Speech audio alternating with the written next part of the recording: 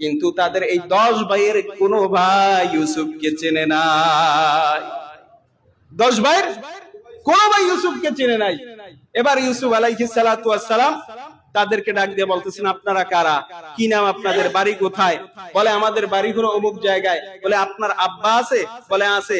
বলে আপনার আব্বার অবস্থা কি, তার নাম কি? বলে আমার আব্বা জমানার একজন নবী ইয়াকুব আলাইহিস সালাতু ওয়াস সালাম। বলে আপনারা কয় ভাই?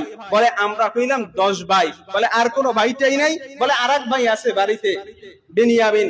বলে আর কোনো ভাই নাই? বলে আরেক ভাই ছিল, তার নাম ছিল ইউসুফ, ইউসুফকে বাঘে খেয়ে ফেলছে। ইউসুফকে বাঘে খেয়ে ফেলছে। আল্লাহর কুদরত। ইউসুফ আলাইহিস সালাতু ওয়াস সালাম বুক ফেটে কান্না করতেও পারেন না, আমার সামনেও মিথ্যা। বলে আপনার আব্বা কেমন আছে? বলে আমাদের সেই বাঘে খাওয়া ভাই ইউসুফের কথা বলতে বলতে বলতে বলতে আমাদের আব্বা এখন অন্ধ হয়ে গেছে। কি হয়ে গেছে? অন্ধ হয়ে গেছে। এবার ইউসুফ আলাইহিস সালাতু ওয়াস সালাম খানার তদারকিতে যারা দায়িত্ব ছিলেন তাদেরকে বললেন, এদেরকে ভালো মতো খানা দেয়। টাকা জানিয়ে আসছিল, এই টাকাও খাবারের বস্তার মধ্যে ঢুকায় দাও, কারণ টাকা যদি জোগাড় করতে দেরি হয় তাহলে পরবর্তীতে আসতেও দেরি হবে। ঠিক আছে, আপনারা আবার আসবেন, আবার আপনাদেরকে খানা দেওয়া হবে, তবে একটা শর্ত হলো বাড়িতে যেই ভাই আছে আপনাদের বিনিয়ামিন, তাকে নিয়ে আসতে হবে। তাকে কি করতে হবে? নিয়ে আসতে হবে। ইউসুফ আলাইহিস সালাতু ওয়াস সালাম এই ফরমান জারি করে দিলেন। চলে গেল সবাই। চলে যাওয়ার পর আব্বার কাছে ডাক দিয়ে বলেন, আব্বা মিশরের খাদ্য মন্ত্রী খুব ভালো মানুষ, আমাদের সবাইকে মন মতো খাওয়াইছে, খানাও দিয়ে দিছে, আবার দেখেন টাকাও দিয়ে দিছে, আবার যাইতে বলছে। তবে আব্বা জান একটা শর্ত দিছে, সামনে নাকি আমাদের ভাই বিনিয়ামিনকে নিতে বলছে, যদি না নিয়ে যাই তাহলে আর খানা দিবে না। ইয়াকুব আলাইহিস সালাতু ওয়াস সালাম বলেন, আহারে আমার সন্তান ইউসুফকে হারাইয়া একটা কষ্টের মধ্যে আছি, আবার নাজারি কোন ফোন দিয়া আসতেছে, আবার ইয়াকুব আমি বাবা হইয়া আমার বিনিয়ামিন সন্তানকেও হারায় ফেলবো, না দেওয়া যাবে না। এবার বড় ভাই ওয়াদা করছে, কসম করছে, আল্লাহ আব্বা আমার এই ভাইকে না নিয়া আমি মিশর থেকে ফিরবো না। লম্বা ঘটনা। ইউসুফ আলাইহিস সালাতু ওয়াস সালামের কাছে এই 11 ভাই আসছে। কয় ভাই? 11 ভাই আসছে। খানা দিছে, খানা খাওয়াইছে। বলে আপনারা রাত্রে যেতে পারবেন না, আপনারা আমার রাষ্ট্রের মেহমান, আপনারা এখানে থাকেন, রাত্রি যাপন করেন। প্রত্যেকের জন্য দুই জন করে এক এক রুমের মধ্যে 2 জন করে রাখছে। তা 5 রুমে 10 জন। 5 রুমে কয়জন? বাকি থেকে কয়জন? 1 জন। বলে আপনাদের এই ছোট ভাইকে কোথায় রাখবেন? রাখার তো আলাদা কোনো জায়গা নাই, আপনারা যদি কিছু মনে না করেন তাহলে এই ভাইটাকে আমার সাথে রাখি। সুবহানাল্লাহ। বাড়িতে গিয়ে বললেন, আপনারা যদি কিছু মনে না করেন তাহলে এই ভাইকে আমার সাথে রাখি। ঠিক আছে, রাখেন। বাদশার সাথে যদি আমাদের একটা ভাই থাকে তাহলে মাল বেশি পাওয়া যাবে, তো ভালোই কয়। ইউসুফ আলাইহিস সালাতু ওয়াস সালাম এবার বিনিয়ামিনকে জড়ায় কান্না করতেছে, বিনিয়ামিন আমাকে চিনছো? আমাকে তো চিনো নাই, আমি তোমার সেই বাঘে খাওয়া ভাই ইউসুফ, আমাকে তো বাঘে খেয়ে ফেলছে। এই কথা তারা মিথ্যা কথা আব্বার কাছে গিয়া বলছে। আমার আব্বার অবস্থা কি? বলে ভাই আব্বা জান আপনার কথা বলতে বলতে বলতে বলতে 2টা চোখ অন্ধ হয়ে গেছে, 2 চোখে আর কিছুই দেখে না।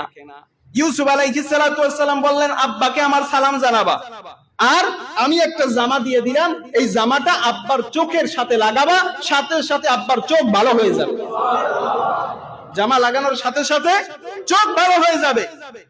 বিনিয়ামিন ডাক দিয়া বলতেছে, ভাই আমি তো আপনাকে রাইখা আর যাবই না আব্বার কাছে। বলে কি বলো? যাইতে হবে, আল্লাহ তাআলার হুকুম নাই এখন পর্যন্ত রাখার, চেষ্টা করব তোমাকে রাখার, যাও তোমাকে যেতেই হবে।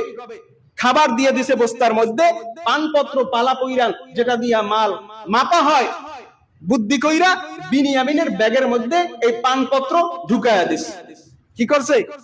ঢুকায়া দিছে। কত দূর যাওয়ার পরে রাষ্ট্রের একজন কর্মচারী ডাক দিয়ে বলছে, এই লোকেরা দাঁড়াও দাঁড়াও, তোমাদের মধ্যে নিশ্চয়ই চোর আছে, আমরা যেই পালা পইরান যেটা দিয়ে আমরা খাবার মেপে দেই এটা তো পাওয়া যাইতেছে না, তোমাদের মধ্যে আছে কিনা একটু চেক করে দেখি। বলে না, আমরা পয়গম্বরের সন্তান, আমরা তো মিথ্যা বলতে পারি না, আমরা চোর না, আসলে তো কেউ চুরি করে নাই, ঢুকিয়ে দেওয়া হয়েছে হিকমতের সাথে। যাই হোক, বিনিয়ামিনের ব্যাগের মধ্যে যখন ঢুকায় দেওয়া হয়েছে, বিনিয়ামিনের বস্তা খুইলা দেখে তার ব্যাগের মধ্যে পানপত্র পাওয়া যায়। বলে ভাই আপনাদের মধ্যেই তো এই পানপত্র পালা পইরান পাওয়া গেল, নিয়ম হইল যে অপরাধ করবে তাকে আমাদের এখানে রেখে দিব। এখানে কি করব? রেখে দিব। বলে আল্লাহর রাস্তায় তাকে মাফ করে দেন। বাবার কাছ থেকে কিরাকাণ্ড কইরা তারপরে নিয়ে আসছে। ইউসুফকে হারাইয়া আব্বাজান এবার অন্ধ হয়ে গেছে, বিনিয়ামিনকে হারাইয়া আবার না জানি স্ট্রোক করে মারা যায়, কি অবস্থা হয় জানা যায় না। আমি বড় ভাই জামিনদার, আমার ভাইকে ছেড়ে দেন, আমাকে রাখেন। বলে না, এরকমের বিইনসাফি কাজ আমি করতে পারি না। অপরাধ করবে একজনে আর সাজা দেব, শাস্তি দেব আরেকজনকে, এটা তো হইতে পারি না। বিনিয়ামিনকেই এখানে রেখে যেতে হবে। ইশারা কার? ইশারা কার? ইশারা আল্লাহ তাআলা। বিনিয়ামিনকে কৌশলে রাখছে। এরপরে লম্বা আলোচনা। ইউসুফ আলাইহিস সালাতু ওয়াস সালাম তার আব্বার কাছে খবর পৌঁছেছেন, আব্বা আম্মা সহ সবাইকে মিশরে নিয়ে আসছে। সুবহানাল্লাহ। আমার ইউসুফ আলাইহিস সালাতু ওয়াস সালামের এই ঘটনা, এই তাফসীর বয়ান করার উদ্দেশ্য একটা, ঘটনা শোনানো না। আমি বলছিলাম কিয়ামতের ময়দানে মানুষ আপন আপন থেকে সবাই ভেগে যাবে। শুরুতে যারা আসছেন এই কথাটা বলছি কিনা আমি?